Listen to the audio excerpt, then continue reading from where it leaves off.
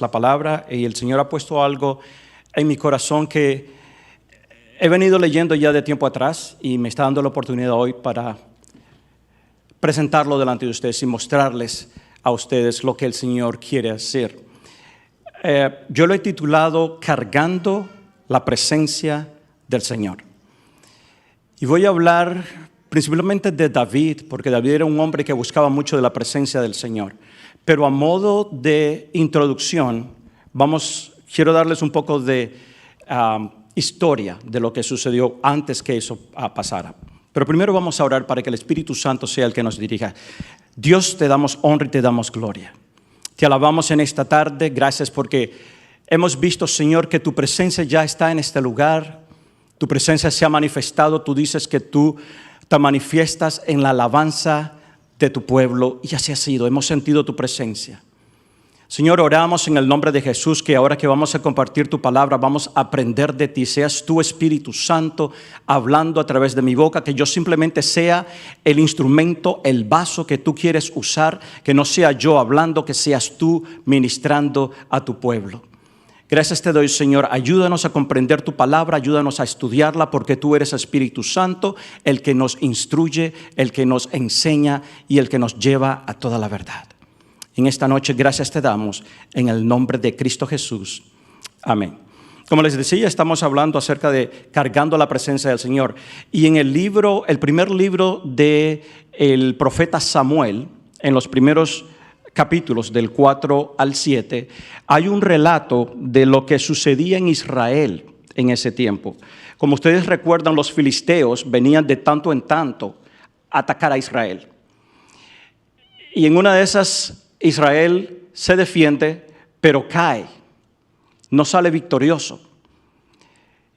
Y los ancianos del pueblo se preguntan por qué el Señor permitió que falláramos, que fuéramos derrotados delante de los filisteos. Y a mí me llamó la atención porque leyendo eso es lo que muchas veces nosotros hacemos. Nunca tomamos responsabilidad por nuestras faltas. Siempre decimos el Señor. Y fue lo que Israel hizo. ¿Por qué el Señor permitió? No fueron ellos los que fallaron, fue el Señor el que falló. Pero continuando con el relato, deciden en ese instante los ancianos de Israel que perdieron la batalla porque el arca del pacto no estaba con ellos. La presencia del Señor no iba con ellos. Entonces deciden ir y traer el arca del pacto. El arca del pacto, si ustedes recuerdan, es un objeto, es una caja que fue diseñada. El Señor le dio el diseño a Moisés para hacerlo y representaba que la presencia del Señor estaba dentro de Israel con ellos donde el arca iba. Pero es simplemente un objeto, es una representación de que el Señor iba con ellos. Pero también ellos llaman y traen el arca al campamento y se hace una gran celebración, al tanto que los filisteos escuchan el júbilo que hay en el campamento y escucharon decir, el arca del pacto de Dios está con Israel. Y empezaron a tener temor, porque sabían lo que eso significaba. Significaba de que el Señor estaba con ellos y les iba a dar la victoria. Eso fue lo que los filisteos pensaron. Van a la batalla de nuevo y pierden la batalla. Son vencidos una vez más por los filisteos. Y no solamente eso, el arca del pacto es capturada. O sea que la presencia del Señor es tomada y es llevada a territorio de los filisteos y es introducida en el templo de Dagón, el dios pagano que ellos tenían. Lo llevan allí y cuando lo introducen allí, el Señor hace algo maravilloso, porque no hay poder humano ni diabólico que pueda capturar, sostener o prevenir que el Señor haga su obra. Otra cosa, el Señor no comparte su gloria con nadie. Lo introducen al templo de Dagón y a la mañana siguiente dice que encuentran al dios Dagón postrado delante del arca de Dios. Porque independientemente de donde estaba el arca, significaba que la presencia de Dios estaba allí. Entonces Dagón, el dios pagano, el dios falso, lo encuentran postrado delante del arca del Dios viviente. Vienen los sacerdotes de Dagón y como los dioses ajenos, los dioses falsos, no tienen ni pies, ni mano, ni hablan, ni escuchan, ni se pueden valer solos, dice la palabra que los sacerdotes tuvieron que levantarlo y de nuevo ponerlo en su lugar. Pero nuestro Dios es poderoso, nuestro Señor es poderoso. Él no necesita ayuda de nadie. Él es un Dios vivo y lo que Él hace, lo hace con poder. La siguiente mañana sucede lo mismo, pero el Señor les demuestra aún más. Ya no solamente lo miran postrado delante del arca, sino que también el Señor le cortó la cabeza y le cortó las manos, que solamente quedó el tronco. Y entonces los filisteos, además de eso, su territorio es afligido, es enfermado. El Señor hace estragos en el pueblo y deciden entonces regresar el arca, porque se dieron cuenta que el poder del Señor estaba manifestándose porque habían tomado lo que le pertenecía al Señor. Y ellos quisieron utilizarlo de esa manera. Ahora, Israel quiso utilizar la presencia del Señor. La presencia del Señor no se utiliza, la presencia del Señor se vive. Quisieron utilizar el arca del pacto como un objeto, como un amuleto, porque dijeron, si el arca del pacto está entre nosotros, seremos vencedores. Y la presencia del Señor no es un amuleto, la presencia del Señor es viva. La presencia del Señor la cargamos por medio de su Santo Espíritu. No hay objeto del cual podamos valernos que el Señor vaya a utilizar en este tiempo. En el tiempo anterior fue de la manera que el Señor se manifestó al pueblo de Israel, pero ahora es por medio de su Santo Espíritu que la presencia del Señor la cargamos. Entonces regresan el arca y les avisan al pueblo de Israel que el arca es regresada. Vengan conmigo a 1 Samuel 7, capítulo 7, versículos 3 y 4. Porque el profeta Samuel, después que el arca es regresada, les dice al pueblo que se arrepientan, porque el pueblo se había contaminado, el pueblo se había mezclado y adoraban también a los dioses paganos de esas tierras. Y por eso es que el Señor no comparte su gloria. Si su pueblo está mezclado, el Señor es un Dios celoso y quiere que su pueblo sea santo y quiere que su pueblo sea apartado para Él. Dice en 1 Samuel 7, 3 al 4, habló Samuel a toda la casa de Israel diciendo, si de todo vuestro corazón os volvieses a Jehová, quitad los dioses ajenos y Astarot de entre vosotros y preparad vuestro corazón a Jehová y solo a Él servid, y os librará de la mano de los filisteos. Entonces los hijos de Israel quitaron a los Baales y a Astarot y sirvieron solo a Jehová. Era la única manera de que la presencia del Señor verdaderamente podía hacer algo por ellos. Los filisteos se levantan de nuevo en contra de Israel, pero en esa ocasión, porque Israel ya había decidido servir solamente al Señor y apartarse de la idolatría, el Señor los respalda. Y salen vencedores. Y es donde el profeta Samuel toma la piedra y la llama Ebenezer, porque allí sí el Señor estuvo con ellos. Pero tuvo que suceder algo dentro de sus corazones, tuvo que haber un cambio dentro de sus corazones, sacar la idolatría de sus corazones, decidir servir al Señor, mostrar su amor para con ellos y solamente servir al Señor. Ese es un poco de la historia. Ahora quiero que vengamos a lo que quiero mostrarles, cómo David anhelaba la presencia del Señor, deseaba esa presencia. En Primera de Crónicas, capítulo 13, versículo del 1 al 3, David propone traer el arca del pacto. Pero antes de hacer eso, el arca del pacto, cuando fue regresada a Israel, fue llevada a casa de un Abinadab. Y dice la palabra que estuvo en la casa de esta persona por 20 años. Israel se desentendió de la presencia del Señor por 20 años, aún cuando habían sacado de ellos la idolatría, pero volvieron a caer en ello. Entonces, dice David de esta manera: entonces David tomó consejo con los capitanes de millares y centenas y con todos los jefes, y dijo David a toda la asamblea de Israel: si os parece bien y si es la voluntad de nuestro Dios, enviaremos a todas partes por nuestros hermanos que han quedado en toda la tierra de Israel y por los sacerdotes y levitas que aún están con ellos. Mire lo que sucedió aquí. Dice que David entonces tomó consejo, no de Dios. La palabra empieza diciendo: tomó consejo de los capitanes y de los jefes. Había un deseo en el corazón de David de tener la presencia.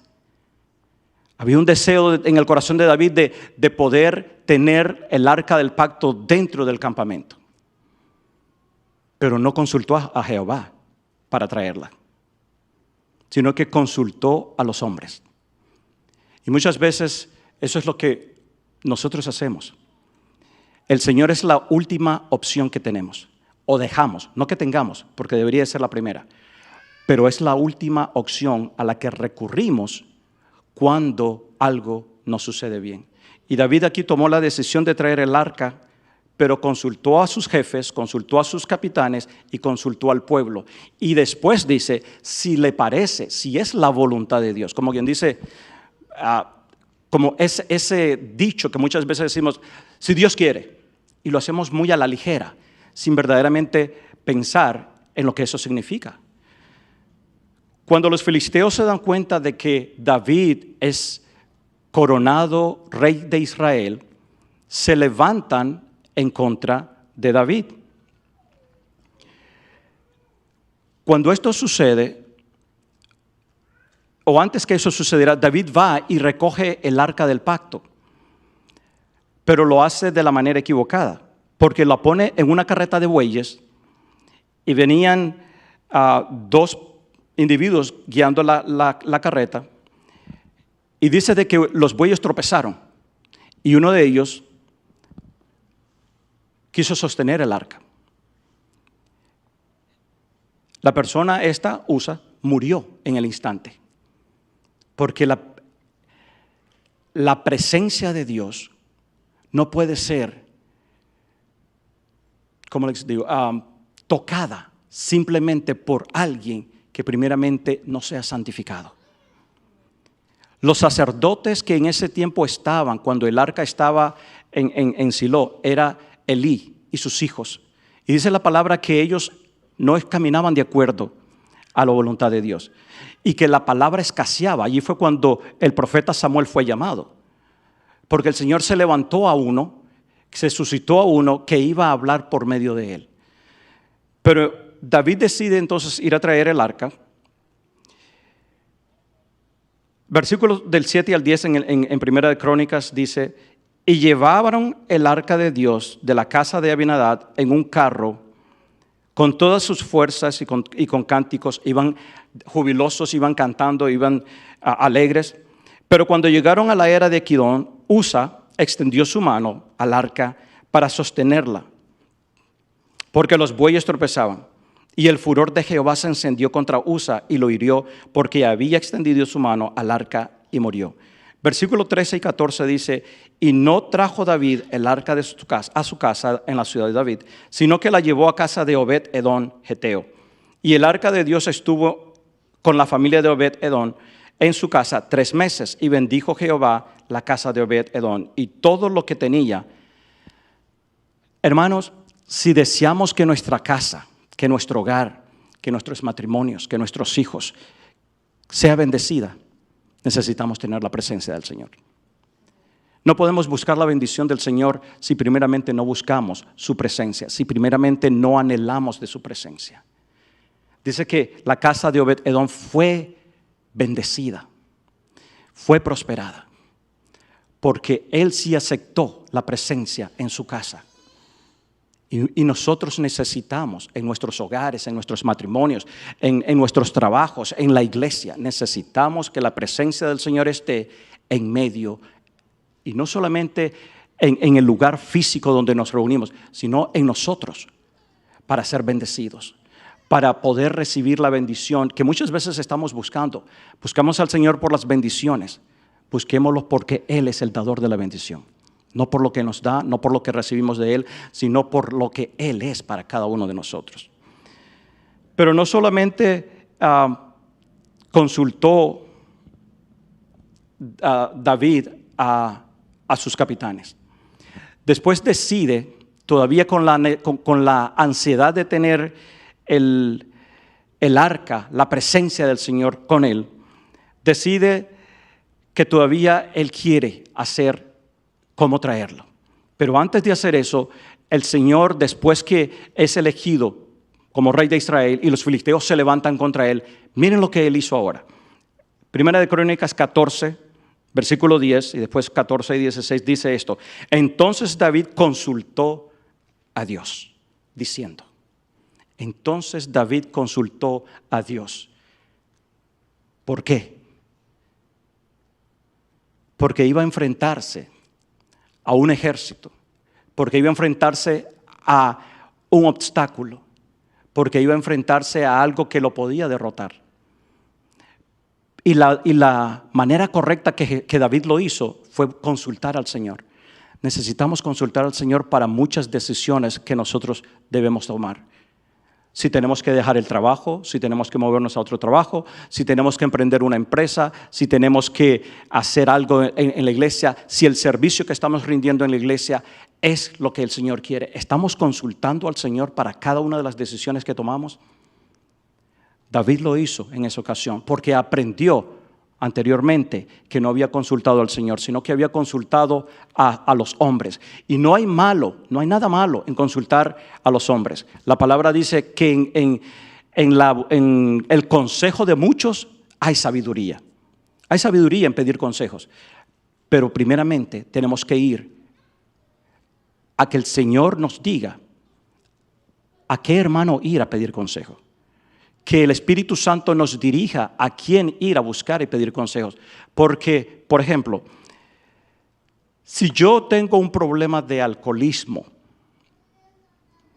y decido ir a pedir consejos y voy a pedir consejos a otra persona que tiene el mismo problema, ¿qué consejo cree que esa persona me va a dar?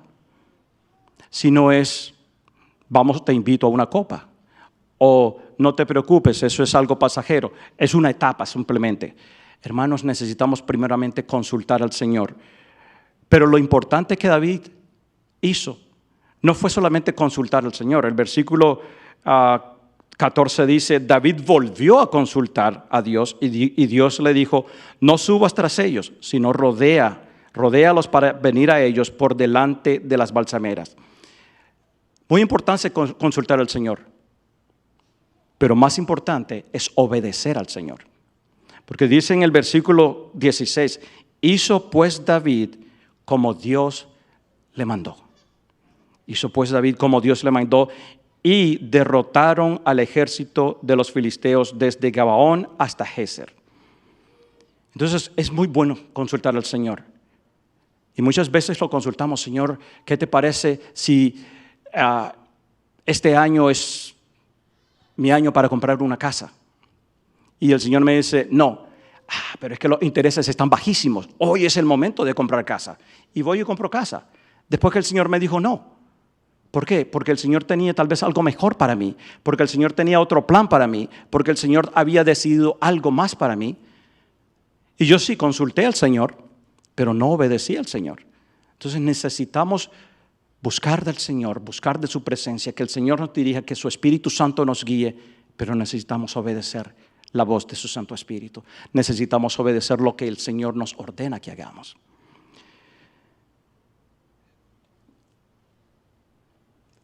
Hay algo que nosotros muchas veces hacemos,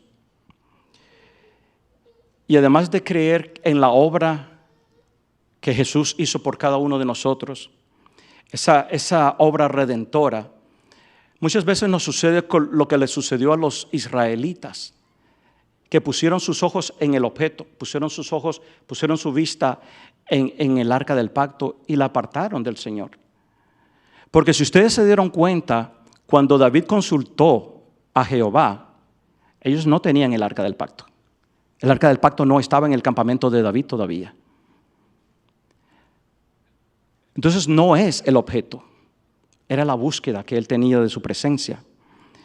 Muchas veces nos sucede a nosotros que ponemos nuestra vista en cosas que no debemos, en objetos que no debemos, porque creemos que al tener eso en nuestros hogares, eso nos va a dar protección. Por ejemplo, muchas veces utilizamos la cruz como un objeto, como un amuleto de protección. Si ustedes saben, hermanos, la cruz en sí no fue la que nos dio redención. Al contrario, la cruz era un objeto de tortura, de muerte, de vergüenza y de maldición.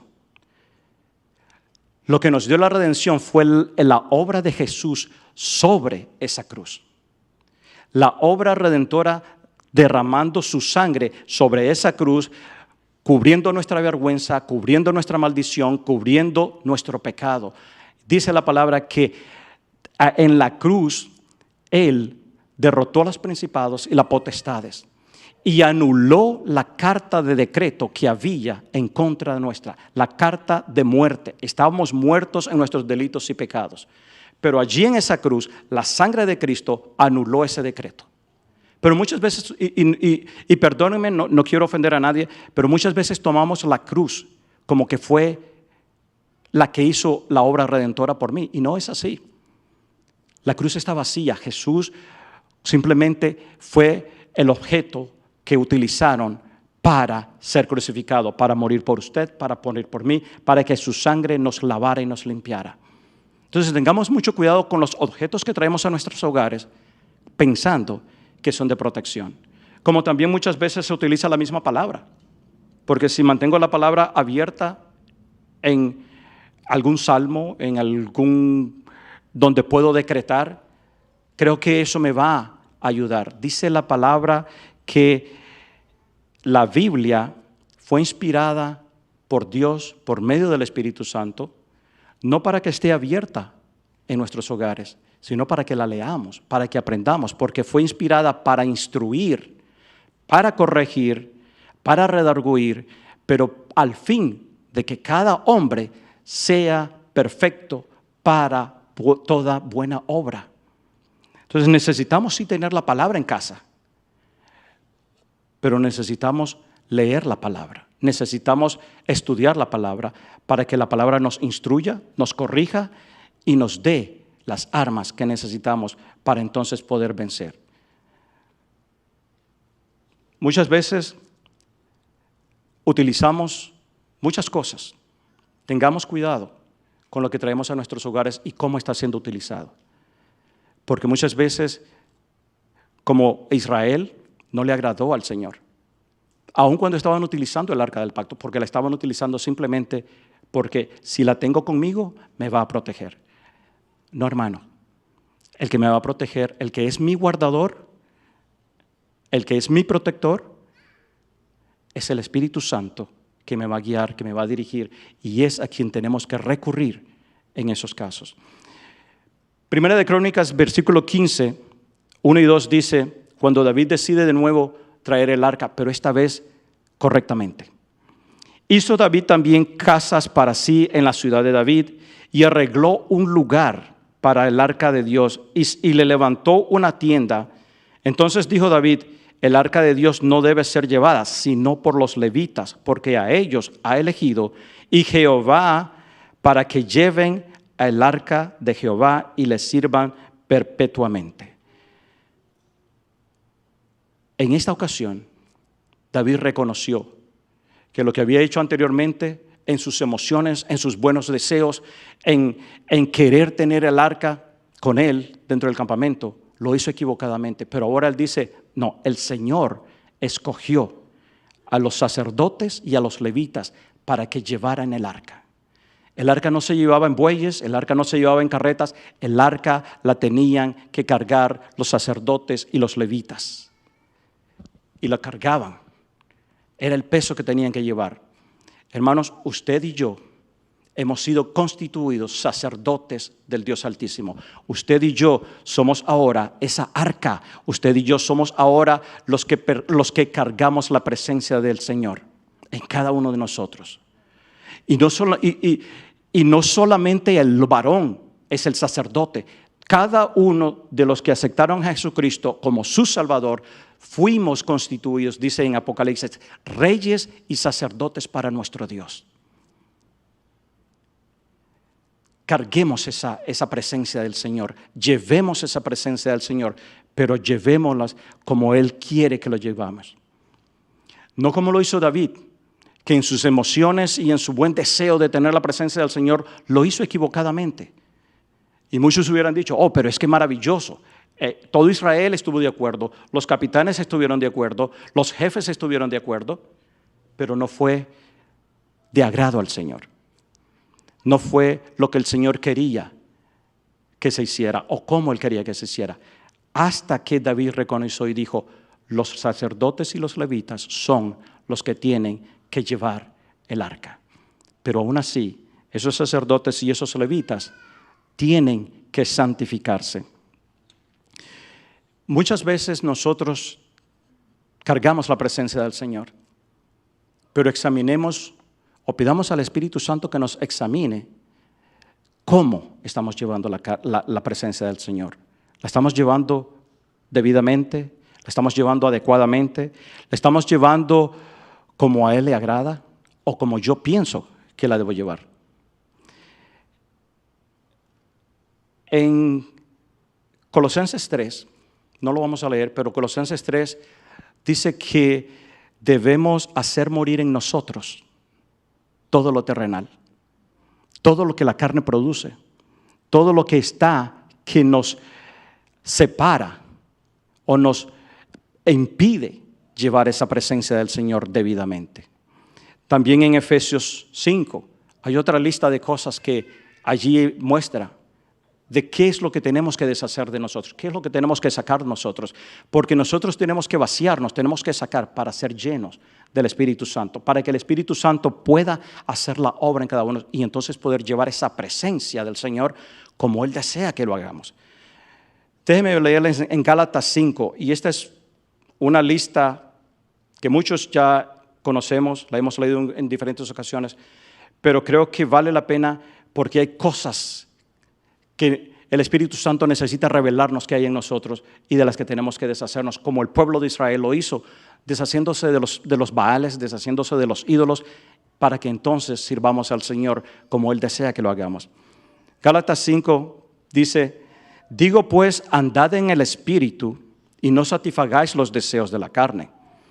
Y manifiestas son las obras, versículo 19, manifiestas son las obras de la carne, que son adulterio, fornicación, inmundicia, lascivia, idolatría, hechicería, enemistades, pleitos, celos, iras, contiendas, disensiones, herejías, envidias, homicidios, borracheras, orgías y cosas semejantes a estas, acerca de las cuales os amonesto, como ya os lo he dicho antes, que los que practican tales cosas no heredarán el reino de Dios.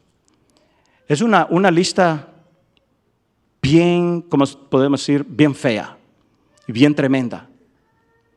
Pero esos son los pecados, digámoslo así, son pecados que el Señor nos está diciendo, tengan cuidado de no cometer esto, tengan cuidado de que esto no haya en cada uno de nosotros. Y la palabra dice que en nuestros corazones es que pecamos. Cuando a Jesús le vinieron a preguntar acerca de la mujer adúltera que encontraron, Él le dijo que de la abundancia del corazón es que habla la boca. ¿Qué es lo que hay en tu corazón? A la mujer adúltera la trajeron y le dijeron, la hemos encontrado en pleno acto de adulterio. Y Él les dijo, el que esté libre de pecado, que lance la primera piedra. Dice la palabra que cada uno de ellos empezaron a retirarse, comenzando por los más ancianos, porque ninguno de nosotros está exento de pecar.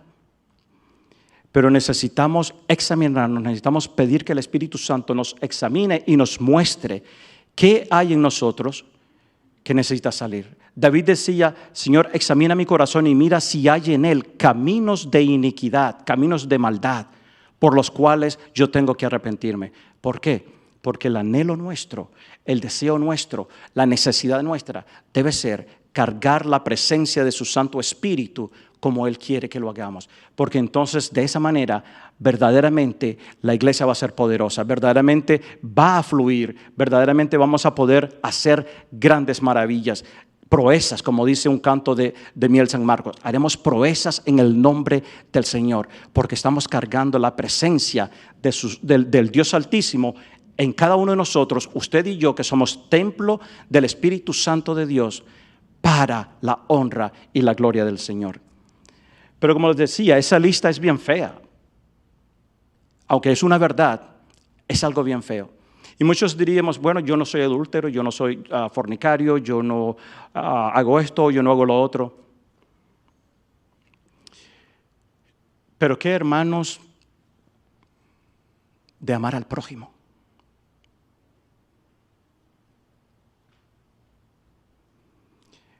Los cánticos que tuvimos hoy hablaban de amar. Los cánticos que tuvimos hoy hablaban de que Dios es un Padre bueno y nos ama. Deja las 99 para venir a buscarnos. Puede cruzar cualquier monte, derribar cualquier muralla por cada uno de nosotros, por amor. Josué ministró y dijo, mirad cuán grande amor el Señor ha puesto en cada uno de nosotros. Y es por medio de su Santo Espíritu que el amor de Dios es derramado en cada uno de nosotros.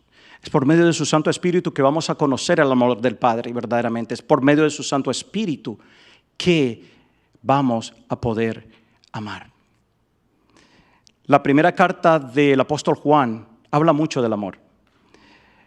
Y él dice que aquel que aborrece a su hermano anda en tinieblas. Ya no hablemos de la lista que hay en Gálatas y de la lista que hay en Efesios y de la lista que hay en Colosenses, porque son pecados y conocemos esas listas.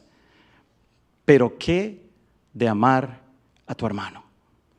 ¿Qué de amar al prójimo? Uno de los mandamientos del Señor, a Jesús le preguntaron, vinieron los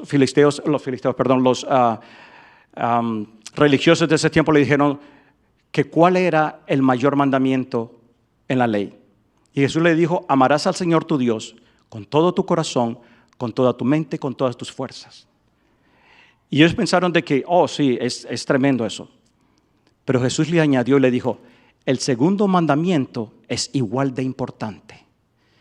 Amarás a tu prójimo como a ti mismo. Y en estos dos mandamientos se resume la ley y los profetas. Cuando usted ama, usted no va a golpear, no va a maltratar, usted no va a ver por menos a nadie, usted no va a maltratar o a querer herir o querer vengarse. Entonces, ¿estamos amando a nuestros hermanos? ¿Estamos amando como el Señor quiere que amemos?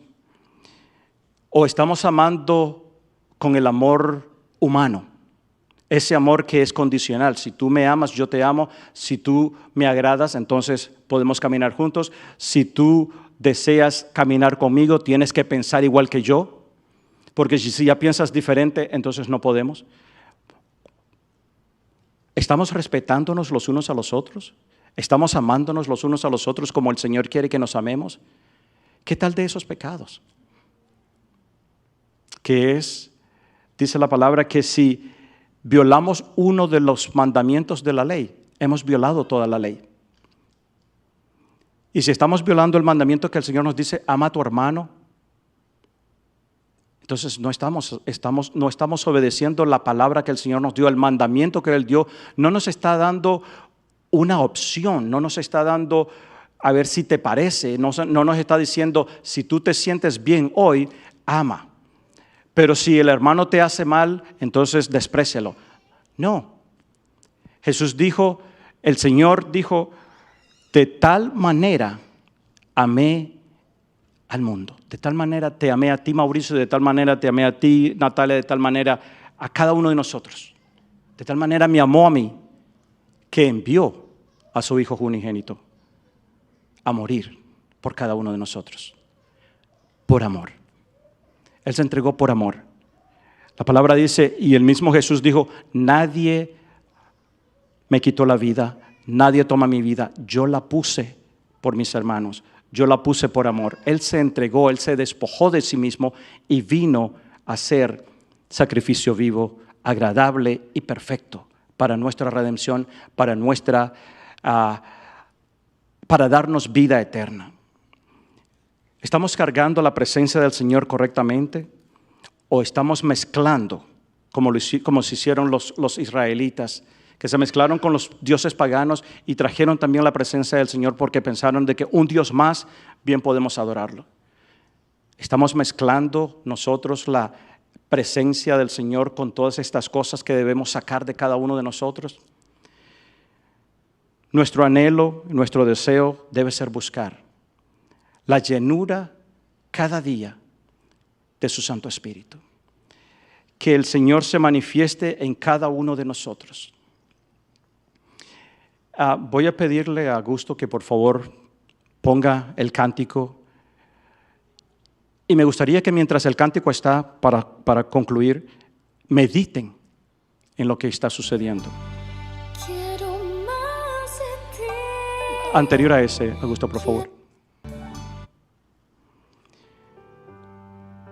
Y vamos a pedirle al Señor de que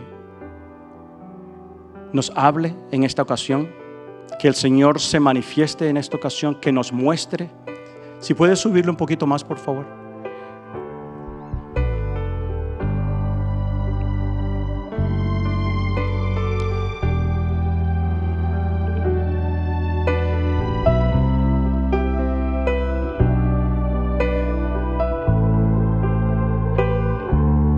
Yo quiero más.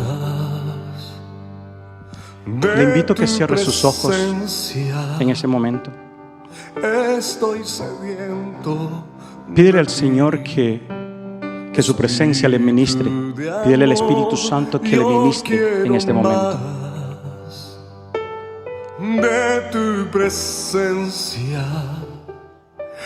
Estoy sediento. Señor, estamos sedientos por tu presencia. Espíritu de amor, quiero Gracias por tu presencia, Señor. tu río y flotar Pero perdónanos, por tus corrientes, porque muchas veces y hemos llegar al ignorado tu destino presencia. trazado Muchas veces hemos que tienes para mí. entristecido tu presencia, Yo Espíritu quiero Santo. más Muchas veces hemos apagado de tu presencia. En esta noche, oh Señor, nos arrepentimos y oramos en el nombre de Jesús de que tu presencia Espíritu de amor, yo no venga a quiero nosotros más porque ya está en nosotros, de sino que se avive en nosotros. Señor, que tu presencia se manifieste en cada uno de nosotros en esta noche poderosamente. Espíritu Necesitamos tu presencia para vencer la tentación. por tu río. Necesitamos tu presencia para amar al prójimo. Necesitamos tu presencia para amar al enemigo. Tú has dicho que amemos a nuestros enemigos, que amemos a aquellos que nos persiguen, aquellos que nos ultrajan, que les amemos. Te necesitamos, Espíritu Santo, para hacer eso. Necesitamos para poder obedecerte, porque nuestra carne se levanta y quiere muchas veces que hagamos lo que a ti no te agrada, pero te necesitamos, Espíritu Santo, en esta noche. Necesitamos esa llenura de ti, Señor, para poder crecer, para poder estar llenos de gozo y de paz. Necesitamos esa llenura, Señor, para ser enseñados por ti mismo. Necesitamos, oh Señor, ser instruidos por ti. Necesitamos ser guiados por ti, Espíritu Santo, en esta noche.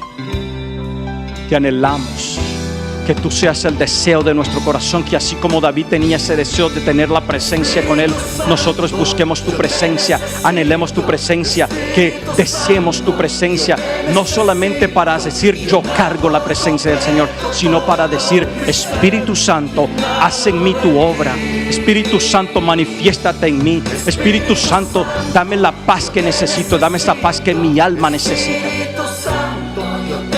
Te necesitamos en esta noche. Oh Espíritu Santo, necesitamos tener esa comunión contigo, con el Padre, esa plenitud que podemos encontrar en ti. Te necesitamos, Espíritu Santo, para ser salvos. Tú eres el que nos convence de pecados, oh Señor. Tú eres el que convence al pecador de que te ha fallado, de que necesita ser redimido.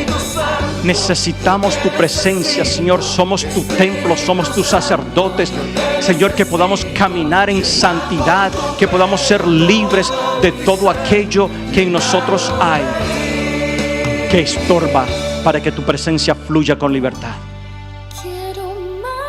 Queremos más de ti, Espíritu Santo. Queremos más de ti. Espíritu de Dios, te necesitamos en este momento. Necesitamos para poder amarte aún a ti. Porque muchas veces venimos a ti solamente con una lista de peticiones, pero no venimos a ti por amarte. No venimos a ti para mostrarte nuestro amor. Venimos porque tú eres el que puede suplirme. Venimos porque tú eres aquel que puede darme lo que en ese momento necesito. Y no está malo venir a pedirte, pero que nuestro anhelo y nuestro deseo sea buscar tu presencia primero, porque tú eres el dador de la bendición, no por lo que tú me has dado. Yo oro en el nombre de Jesús en esta noche, Señor, de que tu gloria descienda en cada uno de nosotros, que tu gloria se manifieste en cada hogar, en cada matrimonio, en cada niño, en cada joven, en cada anciano, en cada varón, en cada mujer. Que podamos, Señor, cargar tu gloria, que podamos cargar tu presencia como tú deseas que sea. Digna, santo, porque tú eres santo, y no porque no te vamos a fallar, sino porque tú deseas que seamos un pueblo apartado para ti. Oh Espíritu Santo, te necesitamos en esta noche. Necesitamos de ti, Espíritu de Dios. Te adoramos en esta noche. Que tú seas todo para nosotros, que tú seas el anhelo de nosotros cuando nos despertamos, y el deseo, Señor, cuando vamos a nuestra cama, de buscarte, de servirte.